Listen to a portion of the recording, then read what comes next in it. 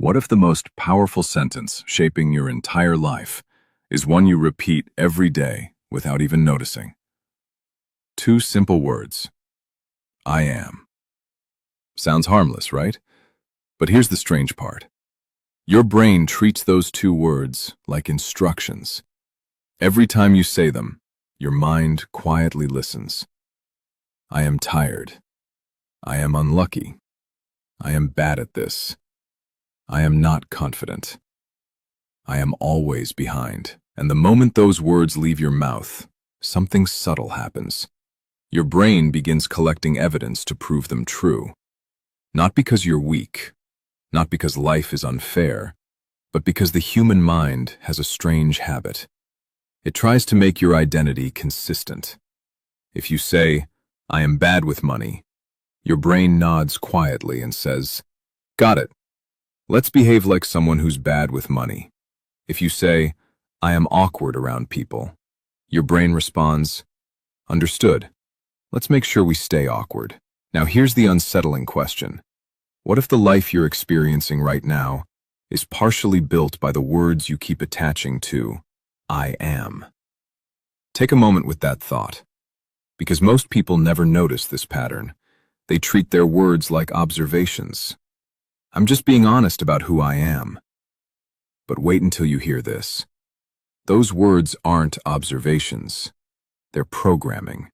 Every I am statement becomes a tiny command to your subconscious mind, and your subconscious is incredibly obedient. It doesn't argue. It doesn't debate. It simply builds habits, reactions, and beliefs around the identity you repeat. Which means something surprising. Many people are unknowingly reinforcing the very life they want to escape. Think about it. If someone constantly says, I'm always stressed, what kind of experiences will their mind highlight during the day? The stressful ones. If someone keeps repeating, I'm terrible at discipline, what kind of behavior will their brain allow? Exactly that. Now pause for a second. Be honest with yourself. What do you usually say after the words, I am? Think about it. I am exhausted. I am overwhelmed. I am stuck. I am not good enough. Sound familiar? If it does, you're not alone. Almost everyone grows up collecting these identity labels. Sometimes from teachers, sometimes from parents, sometimes from a single embarrassing moment that happened years ago. But the strange thing is, once those labels enter your mind, they stay there, quietly shaping your choices, your confidence, even your expectations about what's possible. But here's where things get interesting. Because the moment you realize this pattern, a completely different possibility appears. What if those identity statements were never facts? What if they were just habits? Think about it. You weren't born saying, I am anxious. You weren't born saying, I am bad at this. At some point, those sentences were learned, repeated, believed, and eventually, they started feeling real. But this is where the story shifts. Because once you see how identity is built, you also realize something powerful. Identity can be rebuilt. Not overnight, but intentionally. And that realization changes everything. Because suddenly the question becomes different. Instead of asking, why is my life like this? You start asking something more powerful. What identity am I reinforcing every day? Now here's the part nobody tells you. Your brain is always listening. Not just when you're speaking out loud. Even the quiet thoughts in your head matter. I can't handle this. I'm not ready. This isn't for someone like me. Every one of those thoughts quietly strengthens an identity. But here's a thought that might stop you for a second. If your words can slowly shape a life you don't want, what would happen if you started choosing them differently? Not fake positivity, not pretending everything is perfect. Something deeper, intentional identity. But before we go there, there's something even more important you need to understand. Because the real reason these words are so powerful has nothing to do with motivation. It has everything to do with how the human brain actually builds reality. And once you understand that mechanism, you'll never use the words "I am" the same way again.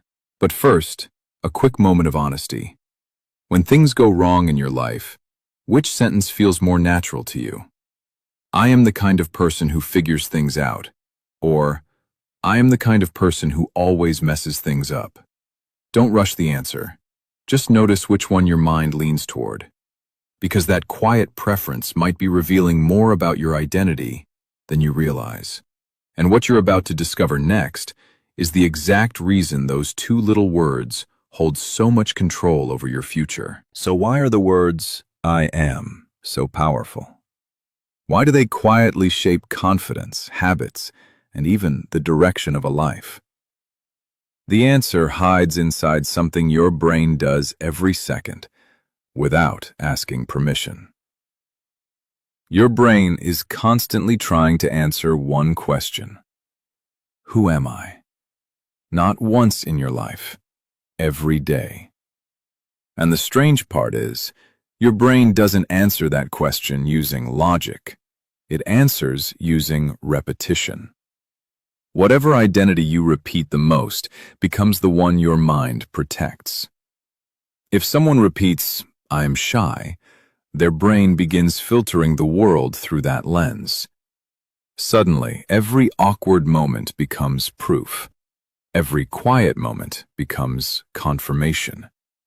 Even when they act confident once, their brain dismisses it as an exception, because it doesn't fit the identity. Now here's where things get real. Your brain hates identity conflict. It would rather stay consistent with a negative identity than adopt a new one that feels unfamiliar. Think about that for a second. It means someone can actually sabotage their own success just to stay aligned with who they believe they are. Sounds strange, right? But you've probably seen it. Someone gets a new opportunity and somehow messes it up. Someone starts improving, then suddenly slips back into old habits. Someone gets close to the life they wanted and then quietly retreats. Why? Because deep down their identity whispers, "This isn't who we are." Now here's something most people won't admit. Sometimes we hold on to negative identities because they feel comfortable. Not enjoyable, but predictable. If you believe, "I am unlucky," then failure doesn't surprise you. If you believe, "I am not confident," then you never have to risk being confident. Because confidence would mean exposure, risk, possibility. And possibility is scary. But wait till you hear this. The brain doesn't actually care whether your identity is positive or negative. It only cares that it's familiar, which means something surprising. The real battle in life isn't talent, it's identity inertia, the invisible force pulling you back to who you believe you are. Now pause for a second. Have you ever noticed how hard it feels to change certain parts of yourself? Not because the action is impossible, but because it feels unnatural, like wearing someone else's clothes. That's identity resistance, and everyone experiences it. But here's where the story changes, because once you understand identity resistance, you stop blaming yourself. You stop saying, "Why can't I stay consistent?" Instead, you start asking a better question. What identity would make this behavior natural? Let's say someone wants to exercise more. Most people approach it like this: "I should work out." But the brain hears that as a temporary task, something optional, something negotiable. But imagine a different identity. "I am someone who takes care of my body." Suddenly, the same action feels different, not forced, aligned. Now here's the twist. This doesn't just apply to habits. It applies to everything: confidence, money, creativity, relationships. Your brain constantly checks whether your actions match the identity you've declared with "I am." If they don't, it pulls you back. Quietly, subtly, through doubt, through hesitation, through that familiar inner voice saying, "This isn't really you." And that voice can be convincing, because it sounds like truth, but it's actually just repetition. Think about it. If you've spent years saying, "I am bad at speaking up," your brain has practiced that identity thousands of times. Of course, confidence feels uncomfortable. You're stepping outside the script your mind memorized. But this is where things get exciting. Because identity isn't fixed, it's trained, just like a habit. And the moment you realize that, the entire game changes. Because now the question becomes, what identity do you want to build? Not someday, starting now. But before we go further, there's something even more important to understand. Because simply repeating positive statements isn't enough. Most people try affirmations for a week and quit. Why? Because they're missing one crucial piece of the puzzle. A psychological principle that determines whether new identity statements actually work or quietly fail. And once you understand that principle, you'll see exactly how to reshape the way your mind sees you. But first, something worth asking yourself. Right now, in this moment, what sentence follows "I am" most often in your mind? Don't filter it, just notice it. Because that sentence might be quietly writing the story of your life. So what is the missing piece that makes affirmations actually work? Why do some people repeat "I am confident" for months, yet nothing changes, while others shift their mindset in a surprisingly short time? The answer is something psychologists call evidence. Your brain does not believe words. It believes patterns. When you say, "I am confident," your brain instantly scans memory looking for proof. If it finds very little evidence, it rejects the statement. Not because it wants to hold you back, but because your brain is designed to protect consistency. To your mind, a stable identity feels safe, even if that identity is limiting. This is why many affirmations fail. They are too far from the brain's current identity. Imagine someone who has always believed, "I am terrible with money." If that person suddenly repeats, "I am a millionaire," the brain sees a massive gap, and it responds with resistance. Doubt appears, sarcasm appears, sometimes even frustration. The inner voice says, "Stop lying." Not because success is impossible, but because the identity leap feels unrealistic. This is where the real strategy begins. Instead of jumping to a new identity overnight, you build identity bridges. Small statements your brain can actually accept. For example, instead of "I am rich," start with "I am learning to manage money better." Instead of "I am fearless," start with "I am becoming more comfortable taking risks." These statements feel believable, and belief is the doorway to change. But there's another step most people miss. Words alone are not enough. Your brain needs micro-proof, tiny pieces of evidence that support the new identity. Think of identity like a courtroom. Your brain is the judge. Every action you take becomes evidence. If you say, "I am someone who works hard," but you constantly procrastinate, the judge dismisses your claim. Case closed. But if you do one small action, study for 10 minutes, finish one task, wake up slightly earlier, your brain records it. Evidence submitted. Now imagine repeating this process every day. Small actions, small confirmations, slowly building a new identity file. After a few weeks, something interesting happens. Your brain begins saying, "Maybe this is who we are." And once identity shifts, behavior becomes easier. Because you're no longer forcing yourself. You're simply acting in alignment with who you believe you are. This is why identity change is so powerful. It removes friction. Think about someone who identifies as a reader. Reading isn't difficult for them. They don't argue with themselves every night. They simply read because it matches their identity. Now compare that with someone who says, "I hate reading." For them, even opening a book feels like work. Same action, different identity, different experience. Now pause and think about your life.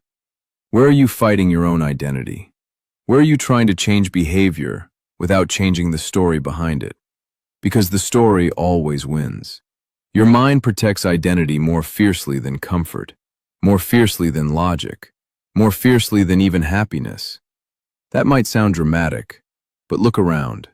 People stay in habits they dislike, jobs they dislike, situations they dislike, simply because those situations match the identity they know. But here's the hopeful part. Identity is editable. Not instantly, but steadily. Every time you say, "I am," you are casting a vote. Every time you take action, you are casting another. Votes accumulate, and eventually, they decide who you become. So the real secret of affirmations is not blind repetition. It's aligned repetition plus proof. A believable identity statement, supported by consistent microactions. This combination is incredibly powerful, because once your brain accepts a new identity, it begins working for you instead of against you.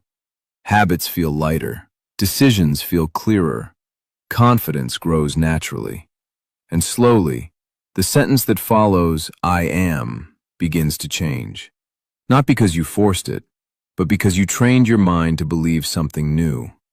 And once that belief settles in, the rest of your life quietly begins to follow it. But there's still one more powerful layer to this idea.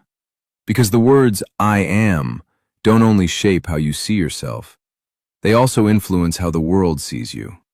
And that invisible feedback loop can either accelerate your growth or trap you inside an identity you never chose. If you want to understand that final piece, here's the part most people never realize. The words you attach to "I am" don't just shape how you see yourself, they quietly shape how the world sees you too. Because identity leaks into everything. Your posture, your tone of voice, the way you walk into a room, the risks you take, the opportunities you avoid. People can feel it, even when nothing is said out loud. Think about someone who truly believes, "I am capable." They speak differently. They make decisions faster.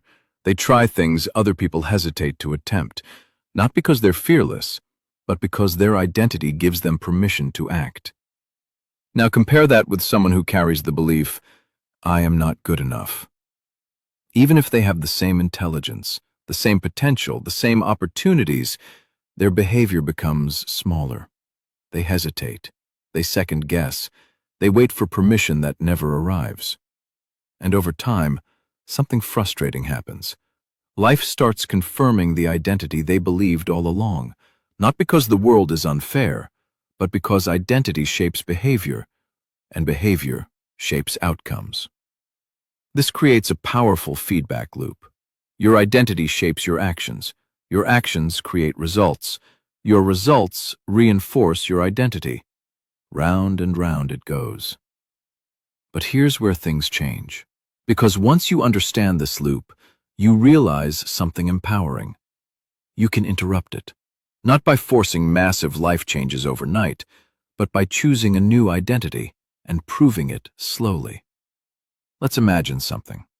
What if, starting today, you began repeating a different sentence? Not something unrealistic, something intentional. I am someone who follows through. Simple, grounded, believable. Now, every time you complete a task, your brain collects proof. I am someone who takes care of my health. Now, every time you choose a better habit, evidence grows. I am someone who learns and improves. Now, mistakes stop feeling like failure. They become confirmation of growth. Do you see the shift? Your identity stops being a cage and becomes a compass. Instead of asking, can I do this? You start asking, what would someone like me do right now? And that question quietly changes everything, because it moves the focus away from fear and toward alignment. But let's be honest for a second. Changing identity can feel uncomfortable at first, sometimes even awkward. You might hear that familiar voice again. Who do you think you are? And that's normal. Every transformation creates friction.